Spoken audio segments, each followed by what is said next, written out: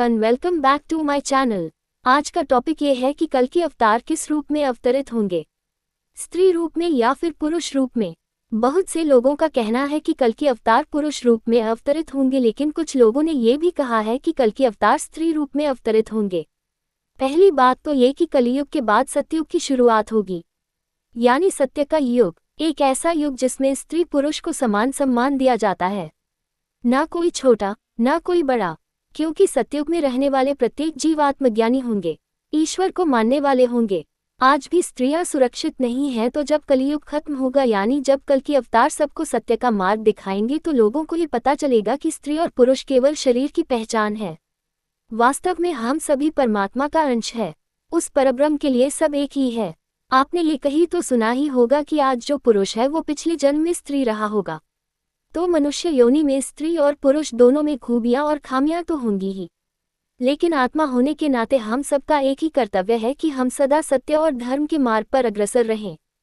तो कलयुग का अंत प्रत्येक मानव को एक नई सीख देगा, जिसका परिणाम ये होगा कि स्त्रियां भी सुरक्षित रहेंगी। इतना ही नहीं, कलयुग में तो कुछ स्त्रियां ऐसी भी हैं जिन्होंने समाज में एक अनुचित उदाहरण स्थापित कर दिया है, क्योंकि कले का प्रभाव केवल पुरुषों पर नहीं बल्कि स्त्रियों पर भी है। तो जब कले राक्षस अगर स्त्री पुरुष में कोई भेद नहीं कर रहा, तो जाहिर सी बात है कि कल की अवतार किसी भी रूप में अवतरित हो सकते हैं। क्योंकि आप सबको याद होगा कि भगवान विष्णु ने मोहिनी का अवतार भी लिया था, और वो न सिर्फ स्त्री रूप या पुरुष रूप में अवतरित हुए बल्कि वराह, नरसिम्हा, कच्छप और मत्स्य अवतार भी लिया, जो ये बताता है कि परिस्थिति के अनुसार विष्णु भगवान भिन्न भिन्न योनि में अवतरित होंगे, चाहे वो मनुष्य योनि हो या फिर अन्य योनि। तो हो सकता है कि कल की अवतार धरा पर आ चुके हैं, लेकिन सब कल के अवतार के पुरुष रूप को खोज रहे हैं। क्या पता वो स्त्री रूप में अवतरित हुए हो, क्योंकि हमारे लिए भले ही स्त्री पुरुष भिन्न है, किंतु परमात्मा के लिए नहीं।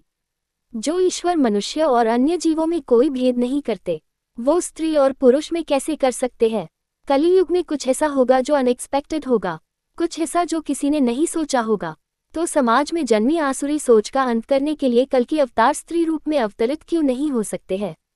तो हम में से किसी का भी ये कहना अनुचित होगा कि विष्णु भगवान तो पुरुष है, तो वो स्त्री रूप में कैसे अवतरित हो सकते हैं। आपको शायद याद होगा कि द्वापर युग में स्वयं महादेव ने भी स्त्री रूप धारण किया था, जो गोपेश्वर के नाम से जाने जाते हैं। तो ये प्रश्न अपने मन से निकाल दीजिए कि कल की अवतार स्त्री होंगे या पुरुष। बस अंत में इतना कहना चाहूंगी कि अपना धर्म निभाए, जीवन भर काम, क्रोध और लोभ को परास्त कीजिए और सत्य, धर्म और करुणा को अपना अस्त्र बनाइए। आशा है कि आपको आपके प्रश्न का उत्तर मिल गया है, और अब आप कभी भी ये नहीं सोचेंगे कि स्त्री और पुरुष भिन्न हैं। वीडियो पूरा देखने के लिए आपका दिल से शुक्रिया।